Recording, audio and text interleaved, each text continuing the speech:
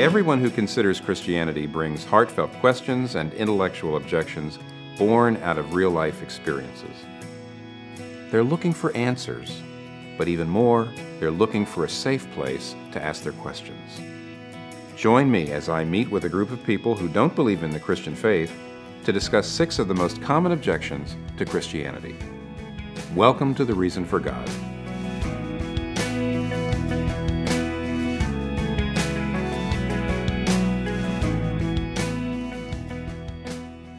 Welcome to The Reason for God. I'm Tim Keller, Redeemer Presbyterian Church, and you wouldn't be here unless there were plenty of questions, maybe objections that you have that make Christianity for you right now untenable. And Paul, the Apostle Paul in the Bible, also had lots of questions. They weren't the same as ours or yours, but they were very formidable. For example, he was a devout Jew, studied the Old Testament Bible all his life, hears that Christianity means that half the Old Testament's obsolete, all the stuff about sacrifices and things and ceremonies, and so he says Christianity can't be true. So he had very, very big objections, yet he became a Christian. So what happened to his questions that he was able to do that? Like Paul, we today have all kinds of questions. People have lots of questions about the Bible, and that's what we're talking about tonight.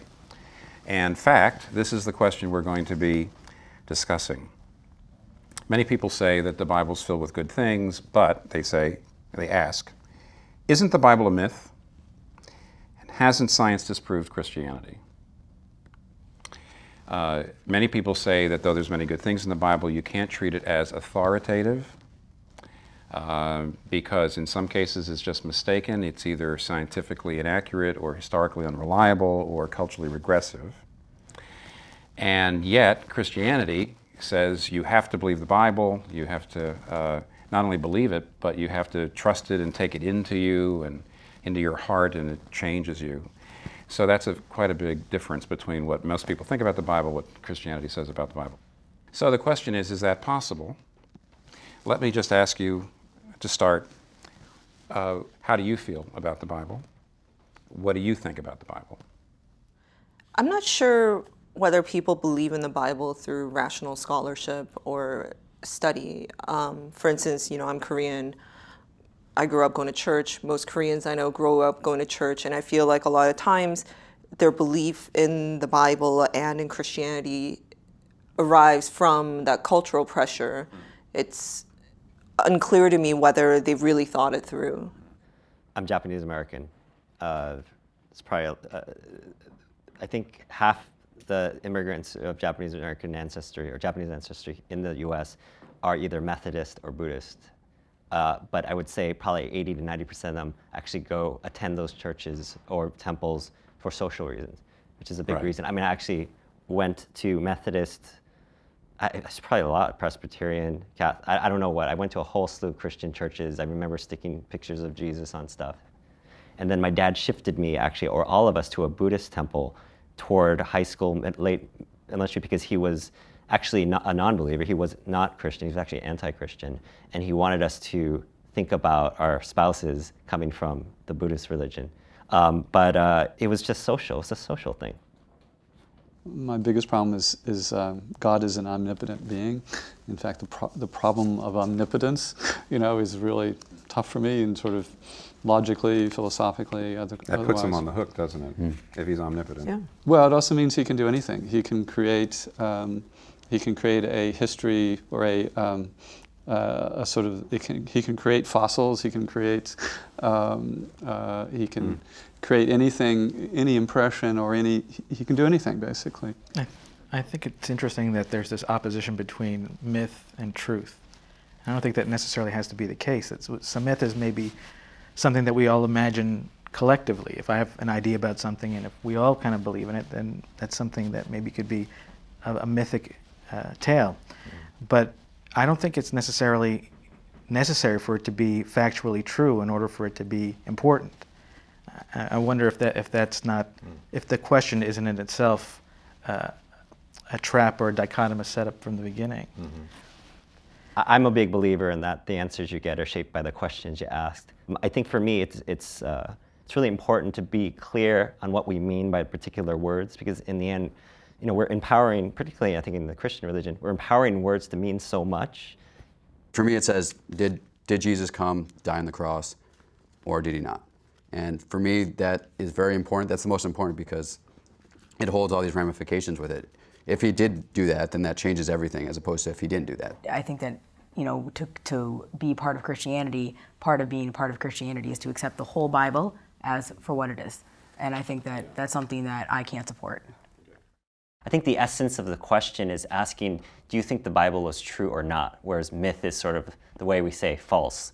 And the way I feel about that is, I just don't think it's a relevant question. I think the Bible is a wonderful text, complex, a lot of things going on. I know some people believe it to be the truth. I myself do not.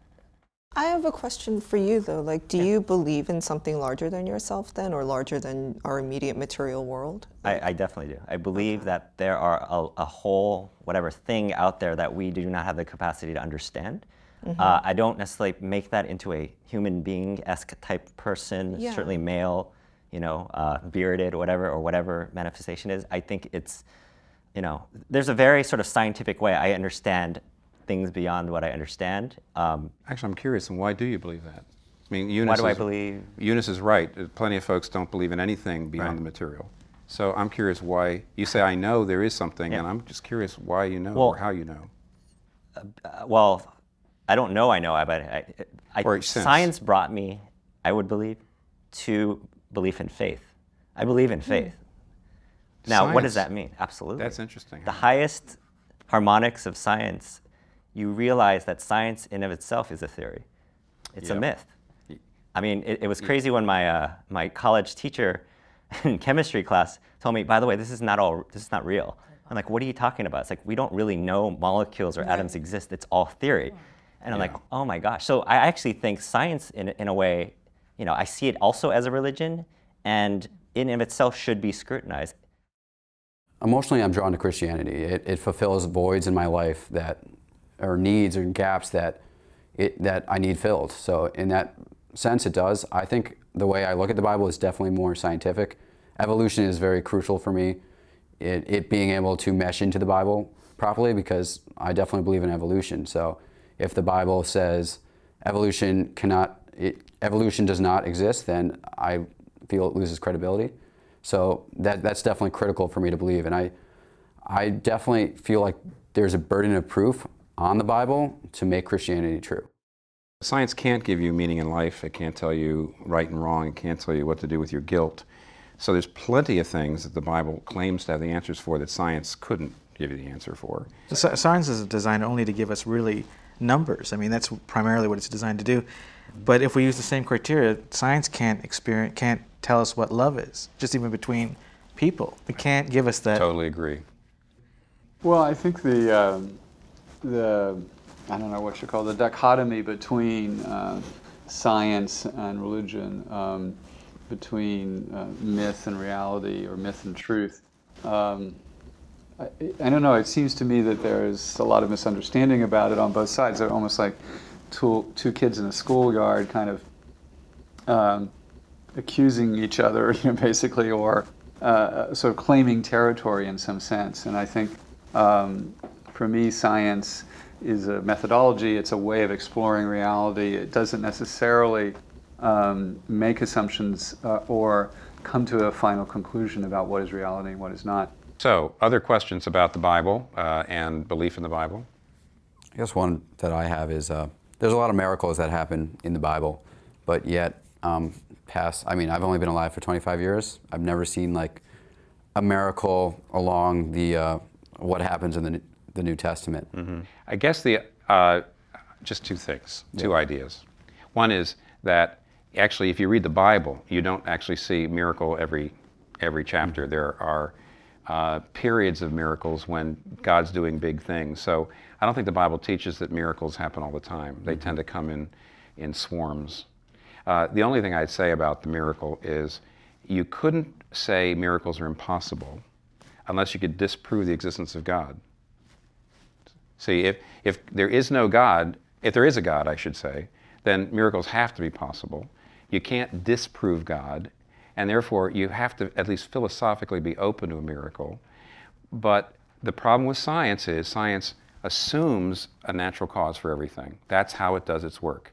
And if it sees something that looks like a miracle, it's never going to declare it a miracle. It's going to say the data isn't all in.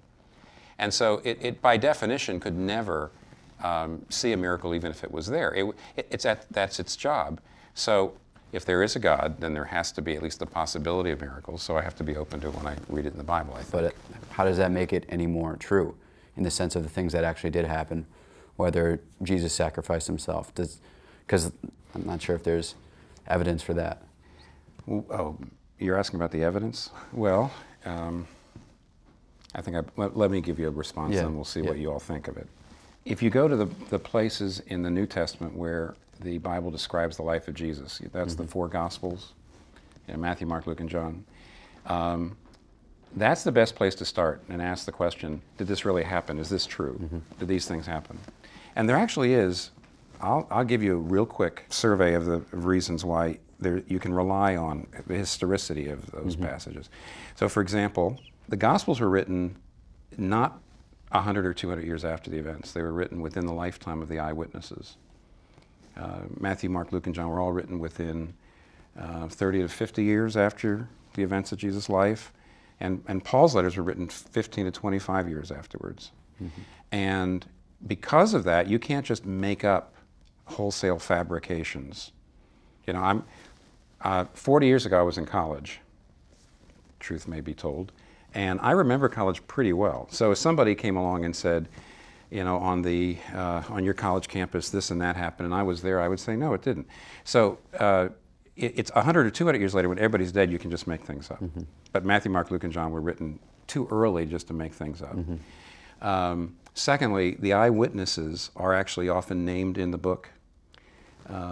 So for example, in Mark chapter 15, there's a place where it says Jesus was on his way to the cross, and a guy came and helped him carry the cross, and he was Simon of Cyrene. And then Mark says Simon of Cyrene is actually the father of Alexander and Rufus, period. Then he goes on, just mentions Alexander and Rufus. And that would be incoherent unless Alexander and Rufus were people that were alive and you could go talk to them. And Richard Bauckham, who's this New Testament scholar, says that when you see a name like that in the gospel narrative, it was like footnotes today. It was a way for the writer to say, this person's still around and you can go talk to them. So you can't look, I don't think, at the gospel narratives as legends that were written a long time ago. They're written as historical documents, and that's part of an answer to your question of, can you rely on them? When I think about my profession as an attorney, one of the things that, for me at least, signifies like the differences between lawyers and other people is that we're really into words. It's what we do. Whether you write contracts, whether you read a case, whether you argue in front of a court, it's all about precision. And I think people who really believe in the Bible believe that like the words are there for a reason, they're constructed that way for a reason. But for me, it's like, well, the Bible has been translated several times over, and there are different parts that were cobbled together, and I just can't imagine that it remains as precise. And I guess, my training as a lawyer always makes me question the language that I'm reading and the words the way they're constructed. Yeah, to me, if there was nothing bigger than myself, like, it seems so pointless. Yeah. Like, there's so many things I can't explain, so unless I thought there was a bigger system that I couldn't conceive of, I think that would be like really depressing. Like, but I don't find it is. I mean, it's one of the things I can believe in, is that there's nothing larger than, and that's okay. Yeah, I think you can still have faith that tomorrow will, the sun will come up, and then I can be happy, and then morality. Morality, Yeah, I think you can. Well, the Christian approach to truth is different. Right. So when two people say, well, you have your truth, I have my truth, or you have your morality, I have my morality, Christianity would say, truth is reality. I can't form it. It's there. So for example, if I've got a tree in the middle of the street, truth is that there's a tree in the middle of the street, and I better turn my car to the right or the left. If I say, well, what really matters to me is that, you know, I don't want to feel there's a tree there, or, you know, that's not meaningful to me, then the tree will kill you because you'll just go right into the tree. Now, I think most people believe at the physical level that some things are true and some things are false. Whereas I think when it comes to the moral and the spiritual, people say, well, it's up to you to decide what is right or wrong for you. Christianity says there's more cohesion between the physical and the spiritual realm, and says that you do need to forgive, you do need to love, and these things are, if you hate or if you don't forgive, and you do need God, and if you don't have God, then it's like running into a tree, because there's something about your nature that needs these things, and if you don't have it, you're out of accord with your nature. So the Christian approach to truth is somewhat different. It's not you have your claim, we have our claim. But does it also have these expectations that you can't live up to? I mean, for example, like, you know, I dated, you know, very strict Christians in college, and, you know, I obviously didn't have an affiliation to a faith, and, you know, they have in my opinion, you know, you're in college, you have this unlivable standard that you can't live up to. So I think it also makes the kids I think it also causes a lot of turmoil for a lot of children, you know, because their parents put this unrealistic pressure on them to live up to this, you know, this code of ethics, this moral, but it also impedes on their life, like living their life. Touché. It is true that a lot of Christians look at the Bible just as moral truth that we have to live up to. And I know the way I just put it was pretty stark, like, there it is, it's true, you obey it, or else it's like running into a tree. I know that was pretty hard hat.